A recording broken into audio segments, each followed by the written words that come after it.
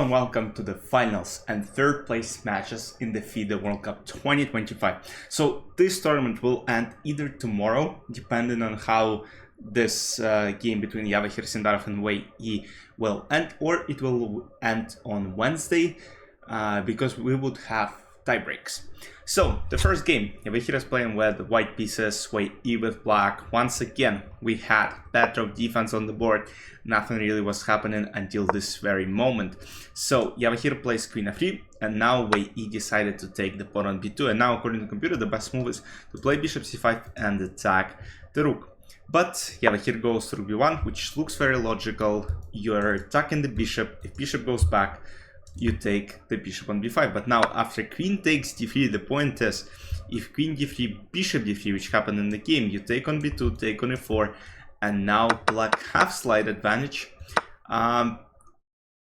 They would have had slight advantage if they would find rook f4, because yeah, bishop e4, apparently bishop e4, yes, I tuned in around this moment, and at that point it was, yes, opposite color bishops. This pawn is still on the board. So rook f4, what's the idea? Because you kind of sacrificed a lot of pieces. So knight c5, rook g4.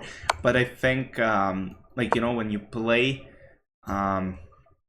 the final and you still want to win, you kind of don't want to risk something like that, because white have two pieces. And I'm not even sure, let's say, if we saw this line, probably yes, because I mean, he is the grandmaster of just an insane level, but still, you know, rook f4, and yes, you're threatening to take on g4, you're threatening to take on f1. If knight g3, let's say bishop f1, and then king f1, just protect the pawn. And despite white having two pieces for the rook, I mean, black have enough compensation. They have two potential pass pawns on the queen side. They're about to take this way. They might bring the rook to f-file, so it would have been good. But bishop e4, bishop c5, and they transpose to an equal endgame, where yes, Wei still has, you know, slight chances because his pieces are just a lot more active. Rook c2 takes, rook g2, king h1, rook g4, rook f3, rook g3. Yes, and from now on it's just a draw. a4, players move the pieces for a while, but there was absolutely nothing that could have been done. Bishop f6, king c3, h6, bishop g7, and now there's no way to really protect, let's say, this pawn and also put pressure on this pawn, because let's say king h4, bishop h6, and then king can go on b2, bishop can go g5, h6 forever. Yes, just like that, the first final game was done, and we move on to the interesting part, which is the game between Andrey Esipenko and Nodirbek Yakubboev. Andrey had an absolutely disastrous day at the tie breaks against Wei Yi, and of course you gotta recover from that. And to recover from that, he obviously, I'm rooting for Andrey as well, but it's like I saw a lot of interesting things online. Let's say some people commented that Andrey Esipenko is a huge Arsenal fan. For those who don't know football, you can Google it. And I'm an Arsenal fan as well, and Arsenal is very known for always kind of losing at the, you know, at their own moment. Let's say when they're about to win something, they find a way to lose. And I think that's kind of sums up Andrey's tiebreak against Wei Yi, because he was so close to winning, and then at the very, very important moment, he collapsed.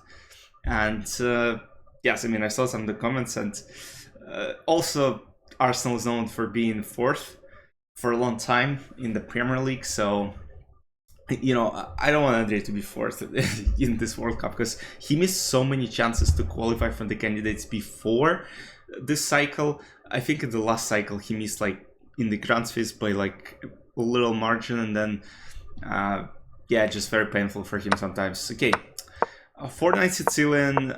I know this opening very well, so the best, not the best move, but like the move that people prefer to play here, let's queen c7, and there are wild lines like queen b6, c4, bishop b4, king e2, bishop a6, king f3, and this is actually better for white pieces.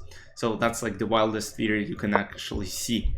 But bishop b7, yes, there is this move. Bishop goes to d3, queen c7, f4, knight b4, bishop b2, c5, bishop f3, and now bishop d5, slight mistake.